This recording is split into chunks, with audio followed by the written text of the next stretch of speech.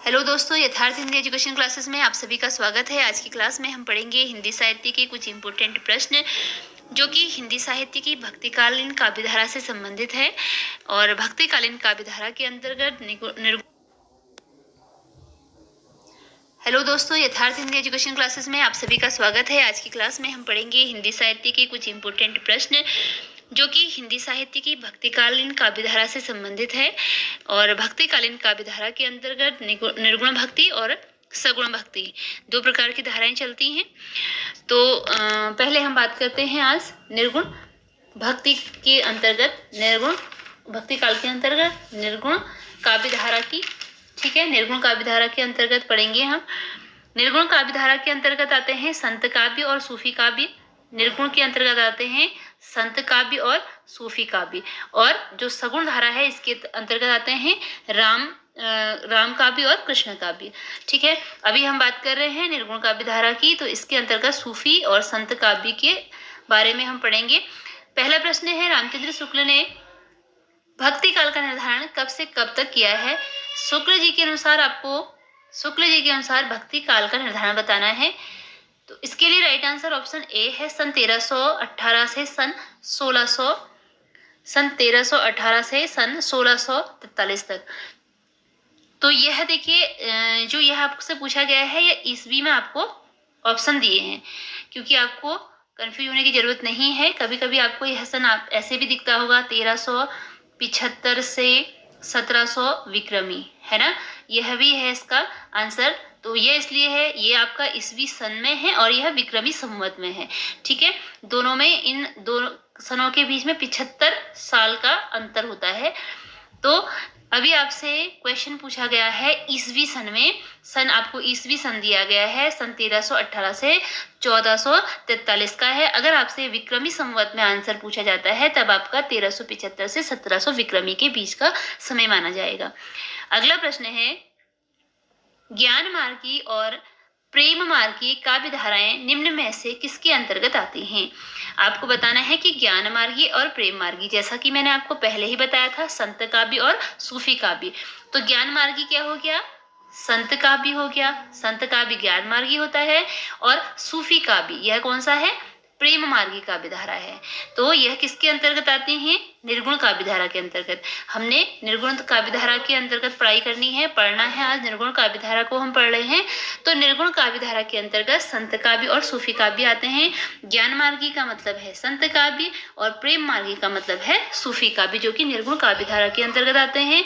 अगला प्रश्न है, सगुण भक्ति का मुख्य आधार ग्रंथ है। सगुण भक्ति का, जो सगुण भक्ति है, इसका मुख्य आधार ग्रंथ क्या है? तो सगुण भक्ति का मुख्य आधार ग्रंथ, इसके लिए राइट आंसर ऑप्शन सी है, श्रीमद् भागवत। ठीक है, सगुण भक्ति का जो मुख्य आधार ग्रंथ है वो कौन सा है? श्रीमद् भागवत है। अगला प्रश्न है, भक्ति आंदोलन का आरंभ कहाँ से हुआ? भक्ति आंदोलन का आरंभ कहाँ से हुआ यह आपको बताना है। तो इसके लिए राइट आंसर ऑप्शन डी है, दक्षिण भारत से। दक्षिण भारत से भक्ति आंदोलन का प्रारंभ माना जाता है। अगला प्रश्न है, इसके बाद अगला प्रश्न है, ज्ञानाश्रयी काव्य धारा में कौन से कवि आते हैं? ज्ञानाश्रयी काव्य धारा के कवियों का नाम बताना है, मतलब कौन से कवि आते हैं जो ज्ञानाश्रयी में आते हैं। तो ज्ञानाश्रयी में कौन से कवि आते हैं? वह है संत कवि। ज्ञानाश्रयी के अंतर्गत आते हैं संत कवि, और प्रेमाश्रयी के अंतर्गत सूफी कवि, और भक्ति राम भक्ति के अंतर्गत राम भक्त कवि, और कृष्ण भक्ति के अंतर्गत कृष्ण भक्त कवि। अगला प्रश्न है, निर्गुण राम जपहु रे भाई, अविगत की गति लखी न जाई। यह किसके द्वारा कहा गया है? आपको बताना है कि यह पंक्ति के रचनाकार कौन है कि निर्गुण राम जपहु रे भाई, अविगत की गति लखी न जाई। तो इसके लिए राइट आंसर ऑप्शन डी है, कबीरदास। कबीरदास जी की यह पंक्ति है, क्योंकि वह निर्गुण राम का मतलब उनसे, उनका जो राजा राम यानी कि अयोध्या के राजा जो श्री राम थे उनसे नहीं है, बल्कि राम से अभिप्राय उनका है परमात्मा से। ठीक है, वो राम का अभिप्राय किससे है? उनका परमात्मा से है, परमात्मा से है, जो कि निर्गुण है, जिसका कोई रंग रूप नहीं है। अगला प्रश्न है, संत काव्य का मुख्य दार्शनिक आधार क्या है? तो संत काव्य का दार्शनिक आधार आपको बताना है कि संत काव्य का दार्शनिक आधार क्या है। इसके लिए राइट आंसर है ऑप्शन ए अद्वैत दर्शन। अद्वैत दर्शन संत काव्य का दार्शनिक आधार होता है। अगला प्रश्न है, उत्तर भारत में भक्ति आंदोलन का प्रचार किसकी प्रेरणा से हुआ? उत्तर भारत में भक्ति आंदोलन का प्रचार किसकी प्रेरणा से हुआ? तो इसके लिए राइट आंसर ऑप्शन बी है वैष्णवाचार्य। वैष्णवाचार्य की प्रेरणा से उत्तर भारत में भक्ति आंदोलन का प्रचार हुआ।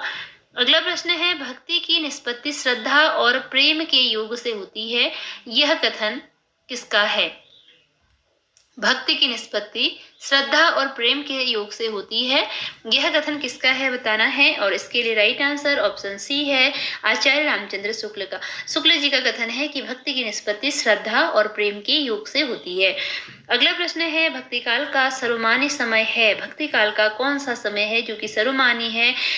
कहने का अभिप्राय है कि अधिकतर लोगों ने भक्ति काल का समय, अधिकतर विद्वानों के द्वारा कौन सा समय स्वीकार किया गया है? तो इसके लिए राइट आंसर ऑप्शन बी है संवत 1350 से 1700 का जो समय रहा है वह भक्ति काल के लिए सर्वमान्य समय माना गया है।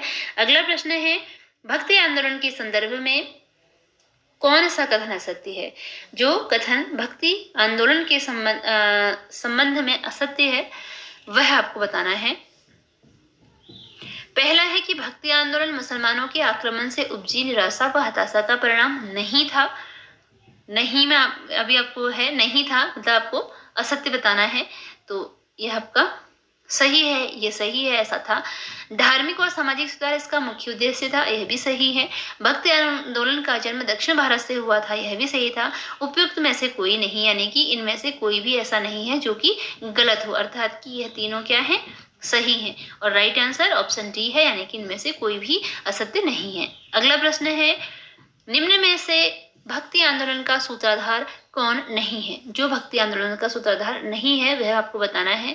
रामानंद हैं, निम्बार्काचार्य हैं, कृपाचार्य हैं, वल्लभाचार्य हैं। तो राइट आंसर इसके लिए कृपाचार्य हैं जो कि भक्ति आंदोलन के सूत्रधार नहीं है। ठीक है, इसके अतिरिक्त रामानंद हैं, निम्बार्काचार्य हैं और वल्लभाचार्य हैं। अगला प्रश्न है, हिंदी भक्ति साहित्य की मुख्य काव्यधाराएं कितनी हैं? तो इसकी मुख्य काव्यधाराएं कितनी हैं? हिंदी भक्त साहित्य की 4 काव्यधाराएं हैं मुख्य। अगला प्रश्न है, सूफी काव्यधारा को किसने प्रेमाश्रयी शाखा कहा है? सूफी काव्यधारा को किसके द्वारा प्रेमाश्रयी शाखा कहा गया है? इसके लिए राइट आंसर ऑप्शन ए है रामचंद्र शुक्ल ने। रामचंद्र शुक्ल ने भक्ति काल की जो प्रेमाश्रयी शाखा है इसे सूफी काव्यधारा है, इसे प्रेमाश्रयी काव्यधारा का नाम दिया है, प्रेमाश्रयी शाखा का नाम दिया है। अगला प्रश्न है, प्रेमाख्यान यानी कि सूफी काव्यधारा के प्रतिनिधि कवि, इसकी प्रतिनिधि कवि कौन है?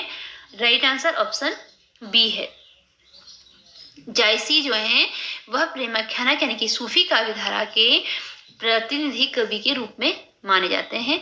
अगला प्रश्न है, निम्नलिखित कथनों पर विचार कीजिए तथा नीचे दिए गए विकल्पों में सही विकल्प को चुनिए। पहला है, सूफी काव्य विदेशी परंपराओं पर आधारित है।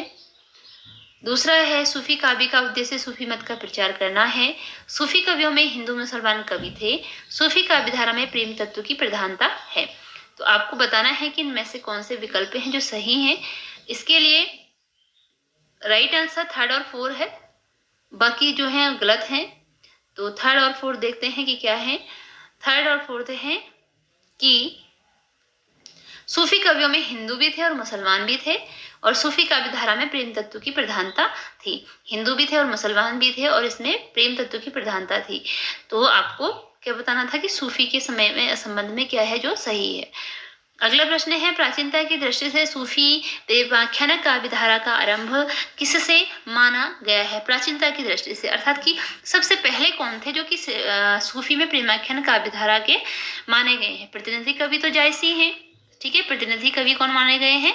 जायसी माने गए हैं। परंतु सबसे पहले यह सूफी काव्य परंपरा किसने प्रारंभ की है यह आपको बताना है। तो आरंभ किसके द्वारा माना जाता है? मुल्ला दाऊद जो सूफी काव्यधारा के आरंभ करता है, प्रारंभ जिससे हुआ है वह मुल्ला दाऊद हैं। अगला प्रश्न है, जायसी कहाँ के रहने वाले थे? तो जायसी कहाँ के रहने वाले थे? ऑप्शन बी इसके लिए राइट आंसर है। जायसी जायस के रहने वाले कवि थे। अगला प्रश्न है, जायसी का पूरा नाम है, जायसी का जो पूरा नाम है वह क्या है? मलिक मोहम्मद जायसी। जायसी का पूरा नाम मलिक मोहम्मद जायसी है। जायसी का पूरा नाम मलिक मोहम्मद जायसी था, मलिक मोहम्मद जायसी। अगला प्रश्न है, जायसी की सर्वाधिक प्रसिद्ध रचना है, जो सबसे अधिक प्रसिद्ध रचना है वह कौन सी है? जायसी की सर्व प्रसिद्ध रचना का नाम बताना है। तो इसका राइट आंसर ऑप्शन डी है, पद्मावत। जायसी की सर्व प्रसिद्ध रचना पद्मावत है। इसके अतिरिक्त इनकी रचनाएं अखरावट है और आखिरी कलाम है और बहुत सारी रचनाएं इनकी हैं। अगला प्रश्न है, पद्मावती किस राज्य की राजकुमारी थी? जो पद्मावत रचना में नायिका है पद्मावती, तो वह किस राज्य की राजकुमारी थी यह बताना है। ऑप्शन बी राइट आंसर है, सिंहलदीप। वह किस राज्य की राजकुमारी थी? वह सिंहलदीप की राजकुमारी थी। अगला प्रश्न है, पद्मावत में नायिका पद्मावती है, नायक कौन है? तो पद्मावत में नायिका तो पद्मावती है, नायक का नाम क्या था? रत्नसेन। नायक इसमें रत्नसेन थे। अगला प्रश्न है कि पद्मावत की रचना के समय दिल्ली का शासक कौन था? जब पद्मावत की रचना हुई तो उस समय दिल्ली के शासक का नाम बताना है। इसके लिए राइट आंसर ऑप्शन डी है, शेरशाह। जब पद्मावत की रचना हुई उस समय दिल्ली के शासक थे शेरशाह। अगला प्रश्न है, जायसी ने बारहमासा में किसकी विरह व्यथा का मार्मिक चित्रण किया है? तो जायसी ने बारहमासा में, जो इनकी पद्मावत रचना थी उसमें एक प्रसंग बारहमासा है, उसमें किसकी विरह व्यथा का वर्णन हुआ है? राइट आंसर ऑप्शन बी है, नागमती। नागमती की विरह व्यथा का वर्णन बारहमासा में मिलता है। अगला है कि पद्मावत किस भाषा में रचित है? पद्मावत की भाषा बतानी है और इसके लिए राइट आंसर ऑप्शन सी है, अवधी। पद्मावत अवधी भाषा में रचित रचना है। अगला प्रश्न है, सूफी प्रेमाख्यानक काव्य धारा भक्ति काल की किस शाखा के अंतर्गत है? जो सूफी प्रेमाख्यान काव्य धारा है यह भक्ति काल की किस शाखा के अंतर्गत है? तो यह निर्गुण काव्य के अंतर्गत आती है। अगला प्रश्न है, प्रेम स्वरूप ईश्वर को सामने लाकर कवियों ने हिंदू मुसलमान दोनों को मनुष्य के सामान्य रूप में दिखाया और भेदभाव के दृश्यों को हटाकर पीछे कर दिया।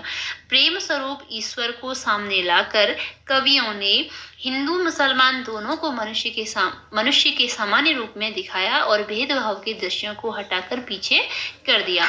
शुक्ल जी के उक्त कथन में रिक्त स्थान की सही शब्द से पूर्ति कीजिए। तो किसके लिए यह बात कही गई है? शुक्ल जी ने यह बात किसके लिए कही है यह आपको बताना है। तो यह बात शुक्ल जी ने कही है सूफी कवियों के लिए। ठीक है, यह बात किसके लिए कही है? शुक्ल जी ने सूफी कवियों के लिए कही है। अगला प्रश्न है, सूफी प्रेमाख्यानक काव्य के संदर्भ में कौन सा कथन असत्य है? प्रेम की प्रधानता है, सही है। नारी सौंदर्य का नक्षिक वर्णन है, यह भी सही है। ब्रज भाषा का प्रयोग है और लोक संस्कृति का प्रभावी चित्रण है, यह भी सही है। तो गलत बताना है। गलत कौन सा है? ब्रज भाषा का प्रयोग। इसमें ब्रज भाषा का प्रयोग है, यह इसका गलत है। इसके अतिरिक्त तो जो बाकी शब्द दिए गए हैं वह सही हैं। तो क्योंकि आपको गलत बताना है तो गलत है आपका ब्रज भाषा का प्रयोग, तो ऑप्शन सी सही हो जाएगा। अगला प्रश्न है, जायसी की प्रतीक योजना में कौन सा विषम संयोजन है? प्रतीक योजना में यानी कि उन्होंने रत्नसेन को किसका प्रतीक माना था? पद्मावती को सात्विक बुद्धि का, नागमती को सांसारिक पद्मा। तो ये आपको बताना है कि किसको किसका प्रतीक माना था। तो इसके लिए देखिए राइट आंसर क्या है, देखिए विषम का मतलब है गलत। ठीक है, जो गलत है। तो रत्नसेन मन का प्रतीक था, पद्मावती सात्विक बुद्धि की थी, नागमती सांसारिक बुद्धि थी और पद्मावत काव्य का उद्देश्य मोक्ष प्राप्त करना नहीं था। तो यह क्या है? गलत है। इसके अतिरिक्त रत्नसेन मन का प्रतीक, पद्मावती सात्विक बुद्धि की और नागमती सांसारिक बुद्धि की प्रतीक मानी गई। अगला प्रश्न है, मधुमालती का रचयिता इनमें से कौन है? मधुमालती के रचयिता का नाम बताना है, कौन है मधुमालती के रचयिता? राइट आंसर ऑप्शन बी है, मंझन मधुमालती के रचयिता हैं। इसी के साथ आज की यह वीडियो हमारी यहीं पर समाप्त होती है। मिलते हैं अगली वीडियो में कुछ नए प्रश्नों के साथ। तब तक अपनी तैयारी को जारी रखिए और वीडियो देखते रहिए। आगे भी आपको इसी प्रकार की वीडियो मिलती रहेंगी। धन्यवाद।